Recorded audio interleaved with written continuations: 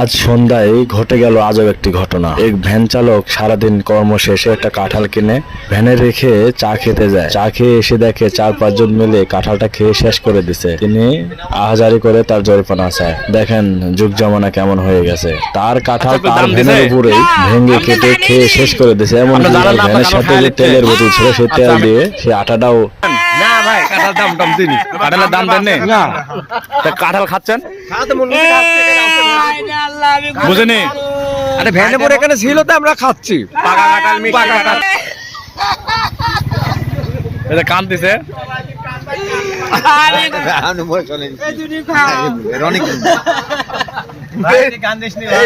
ভাই রাহান কথা বলো ভাই তোর বিবেক আছে ভাই কাঁঠাল খাওয়ার হবে আমার আমি সারাদিন ভ্যান চালাই কষ্ট করে টাকা গোছায় একটা কাঁঠাল কিনেছি কিনে করে তুই আমি চা খাতে গেছি আসি দিয়েছে কাঁঠালের অর্ধেক খাওয়ালিছে কেনা বা পরে করছি কাঁঠাল খাইলি কোন শালা আর 4-5 জন আসি দিয়েছে আবার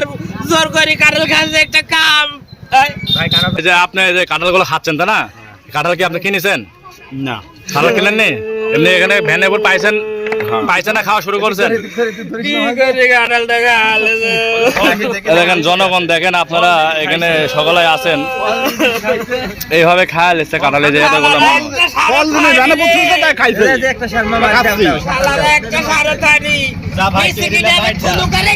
করেন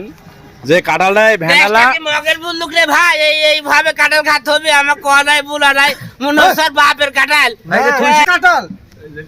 আমি কিনে আনিছি বসাল সাথে করে খাবো আমি সারাদিন ভ্যান চালাইছি এই কাঁঠালটা কিনা হয়েছে আরে ধীরে ধীরে করে খায় এই থাক গাছ আচ্ছা ওই ময়লা আল্লাহ সার খাওয়া যাবে না আপনি আমার সাথে কথা বলেন কি কথা কব আর আমার কাঁঠালের দাম দেয়া দেন ভাই রাখ না এখানে মগের বন্দুক পাইছে আমার কথা হচ্ছে যে কাঁঠাল খাইনি আমার কথা হচ্ছে ভ্যানালা এই যে কাঁঠাল ভ্যানালা কিনে ভ্যানের পর রাখি চা খাতে গেছে এখানে দোকান পাশের দোকানদার কারা এরা তো তাই ভ্যানালা তো কাকু বলি যায়নি যে কাঁঠাল আমার ভ্যানালা বলে যায়নি কিন্তু আমার তাহলে কাঁঠালটা কার হবে আপনার হবে এই যে আমারও হতে পারে আমি কিনতেও দিতে পারি না আপনার গাছ হতো আচ্ছা দাঁড়ান আমি বিচার করে দিচ্ছি থাকতে পারে আমি কিনতে টাকা দিতে পারিনি আপনি এখানে ভ্যানালা কাঁঠাল থেকে চা খাতে গেছে আর আপনারা এই যে ভিডিও তুইটে গেছেন 4-5 জন ভ্যানালা না বলে কাঁঠাল খাওয়া ফোড়াই দিয়েছেন হ্যাঁ আপনারা কিন্তু ভ্যানালা তো বলি যায়নি যে কাঁঠাল ভ্যানালা এটা বলেনি বলেনি কিন্তু কাঁঠালটা আপনাদেরও না আপনার কিনেননি না আমরাও কিনিনি কারণ কাঁঠাল আমরা মনে করছি যে উনি আত্মীয় বাড়ি থেকে নিয়ে আইছে